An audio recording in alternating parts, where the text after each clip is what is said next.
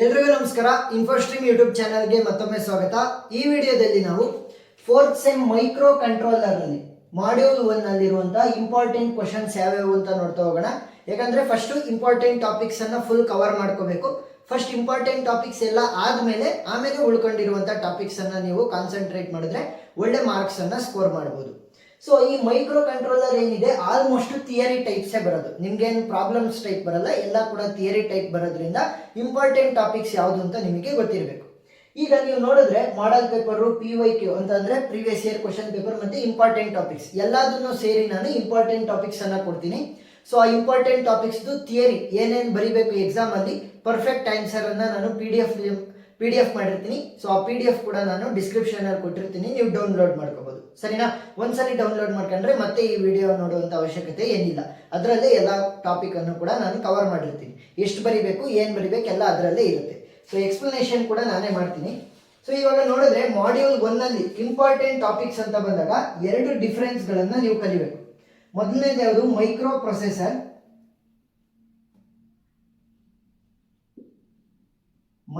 Processor ಮತ್ತೆ micro controller ಇರುವಂತಹ ಡಿಫರೆನ್ಸ್ಗಳು ಎಷ್ಟು ಕಲಿಬೇಕು? ಮಿನಿಮಮ್ ಅಂತ ಅಂದ್ರೂ ಕೂಡ 6 ಪಾಯಿಂಟ್ಸ್ ಗಳನ್ನ ನೀವು ಕಲಿಬೇಕು. ಮೈಕ್ರೋ ಪ್ರೊಸೆಸರ್ ಮತ್ತೆ microcontroller. Next CISC versus RISC. ಸರಿನಾ? ಇದಕ್ಕೂ ಕೂಡ ಎಷ್ಟು ಪಾಯಿಂಟ್ ಕಲಿಬೇಕು? 6 ಪಾಯಿಂಟ್ಸ್ ಗಳನ್ನ ಕಲಿಬೇಕು. ನೆಕ್ಸ್ಟ್ ಇಂಪಾರ್ಟೆಂಟ್ ಅಂತ ಬರುವಂತದ್ದು ಆರ್ಮ್ ಡಿಸೈನ್ ಫಿಲಾಸಫಿ. ನೆಕ್ಸ್ಟ್ ಬರುವಂತದ್ದು ಆರ್ಮ್ ಡಿಸೈನ್ ಫಿಲಾಸಫಿ.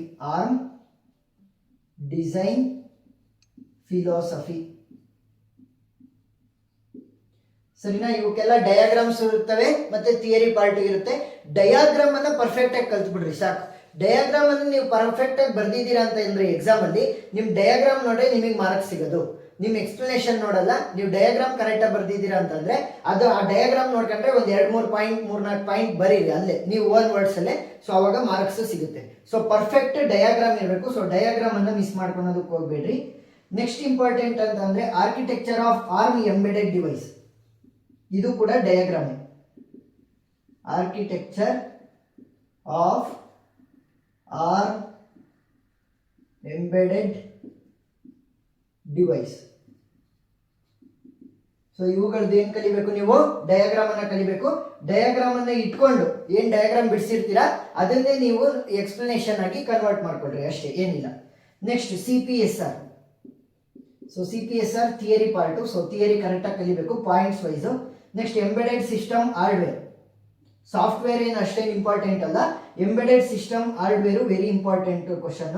ಪ್ರತಿ ವರ್ಷನೂ ಕೂಡ ಕೇಳಿದ್ದಾರೆ ಹಾರ್ಡ್ವೇರ್. ನೆಕ್ಸ್ಟ್ ಇಂಪಾರ್ಟೆಂಟ್ ಕ್ವಶನ್ ಅಂತ ಬಂದ್ರೆ ಪೈಪ್ಲೈನ್. ಸೊ ಇದರಲ್ಲೂ ಕೂಡ ಅಷ್ಟೇ ನೀವೇನ್ ಮಾಡಬೇಕು? ಫಸ್ಟ್ ನೀವು ಡಯಾಗ್ರಾಮ್ ಮುಖಾಂತರ ಎಕ್ಸ್ಪ್ಲೈನ್ ಮಾಡೋದಕ್ಕೆ ಟ್ರೈ ಮಾಡ್ರಿ. ಆದಷ್ಟು ಡಯಾಗ್ರಾಮ್ ಮುಖಾಂತರ ನೀವು ಎಕ್ಸ್ಪ್ಲೈನ್ ಮಾಡೋದಕ್ಕೆ ಟ್ರೈ ಮಾಡಿದ್ರೆ ನಿಮಗೆ ಮಾರ್ಕ್ಸ್ ಜಾಸ್ತಿ ಸಿಗುತ್ತೆ. ಸೊ ಇದರಲ್ಲೂ ಕೂಡ ನೀವು ಡಯಾಗ್ರಾಮ್ ಅನ್ನ ಕಲಿಬೇಕು ಪೈಪ್ಲೈನ್ ನಲ್ಲಿ. ನೆಕ್ಸ್ಟ್ ವಾನ್ ನ್ಯೂಮನ್ ಮತ್ತೆ ಹಾರ್ವರ್ಡ್ ಆರ್ಕಿಟೆಕ್ಚರ್. ಸೊ ಇದೇನಷ್ಟು ಇಂಪಾರ್ಟೆಂಟ್ ಅಲ್ಲ, ಬಟ್ ಕೇಳಬಹುದು. ಯಾಕಂತಂದ್ರೆ ಇದರಲ್ಲಿ ಡಯಾಗ್ರಾಮ್ ಇದೆ. ವಾನ್ ನ್ಯೂಮನ್ ಮತ್ತೆ ಹಾರ್ವರ್ಡ್ ಆರ್ಕಿಟೆಕ್ಚರ್. ಇದನ್ನ 2 ತರ ಕೇಳ್ಬೋದು. ಒಂದು ಡಯಾಗ್ರಾಮ್ ಅನ್ನ ಬಿಡಿಸಿ ಎರಡನ್ನೂ ಕೂಡ ಎಕ್ಸ್ಪ್ಲೈನ್ ಮಾಡ್ರಿ ಅಂತ ಕೇಳ್ಬೋದು. ಇಲ್ಲ ಅಂತಂದ್ರೆ ಎರಡರ ಮಧ್ಯೆ ಇರುವಂತ ಡಿಫರೆನ್ಸ್ ಅನ್ನ ಕೇಳ್ಬೋದು. ಸೊ ನೀವೇನ್ ಮಾಡ್ರಿ? ಮೈಕ್ರೋ ಕಂಟ್ರೋಲರ್ ಮತ್ತೆ microprocessor, CISC versus RISC, von Neumann versus Harvard architecture. So ಇಷ್ಟೊಂದು ಡಿಫರೆನ್ಸ್ ಅನ್ನ ಕಲೀರಿ.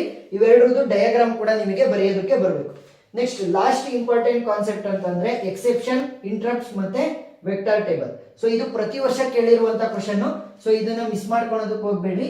ಏನಿಲ್ಲ, 3 ಮಾರ್ಕ್ಸ್ ಎಷ್ಟು ಬೇಕಷ್ಟು ಸಾಕು. ಸೊ ನಾನು ಕೊಟ್ಟಿರ್ತೀನಿ PDF ಅಲ್ಲಿ, ಅಷ್ಟು ಓದಿದ್ರೆ ಸಾಕು. ಎಕ್ಸೆಪ್ಷನ್ಸ್, ಇಂಟರಪ್ಟ್ಸ್ ಮತ್ತೆ ವೆಕ್ಟರ್ ಟೇಬಲ್. ಸೊ ನಾನು ಏನ್ PDF ಅಲ್ಲಿ ಕೊಟ್ಟಿರ್ತೀನಿ ಅಷ್ಟನ್ನ ನೀವು ಓದಿದ್ರೆ ಸಾಕು. ಈ ಟಾಪಿಕ್ ಗಳು ಏನು ನಾನು ಬೋರ್ಡ್ ಮೇಲೆ ಬರ್ದಿದ್ದೀನಿ ಇದು ಮಾಡ್ಯೂಲ್ 1 ಅಲ್ಲಿ ವೆರಿ ಇಂಪಾರ್ಟೆಂಟ್ ಕಾನ್ಸೆಪ್ಟ್ಗಳು. ಸೊ ಫಸ್ಟ್ ಏನ್ ಮಾಡ್ರಿ? ಎಲ್ಲದಕ್ಕೂ ಕೂಡ ಡಿಫರೆನ್ಸ್ ಗಳನ್ನ ಕಲೀರಿ. ಡಿಫರೆನ್ಸ್ ಅನ್ನ ಕಲ್ತಾದ್ಮೇಲೆ ನೋಡಿ architecture of ARM embedded device. So ಇದನ್ನ ನೆಕ್ಸ್ಟ್ ಕಲಿಬೇಕು.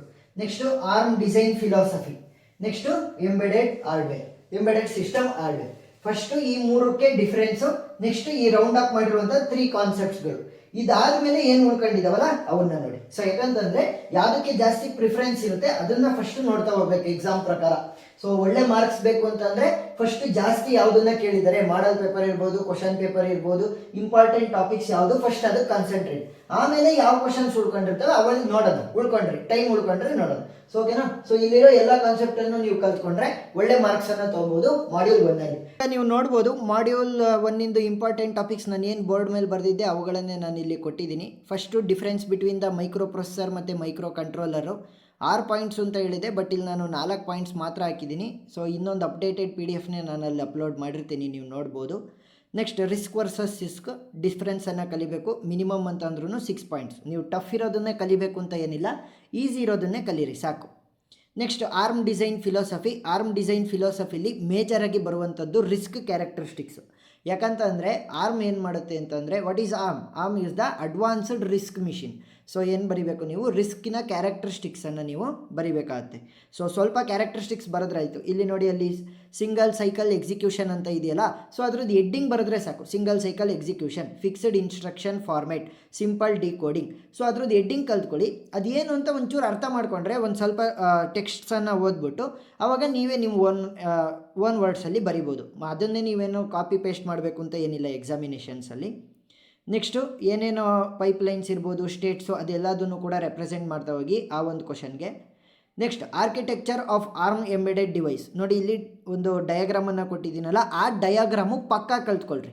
ಆ ಡಯಾಗ್ರಾಮನ್ನು ನೀವು ಪಕ್ಕಾ ಕಲ್ತ್ಕೊಂಡಿರ್ತೀರಲ್ಲ, ಅದನ್ನೇ ನೀವು ಎಕ್ಸ್ಪ್ಲನೇಷನ್ ಆಗಿ ಕನ್ವರ್ಟ್ ಮಾಡ್ಕೊಳ್ರಿ ಅಷ್ಟೇ.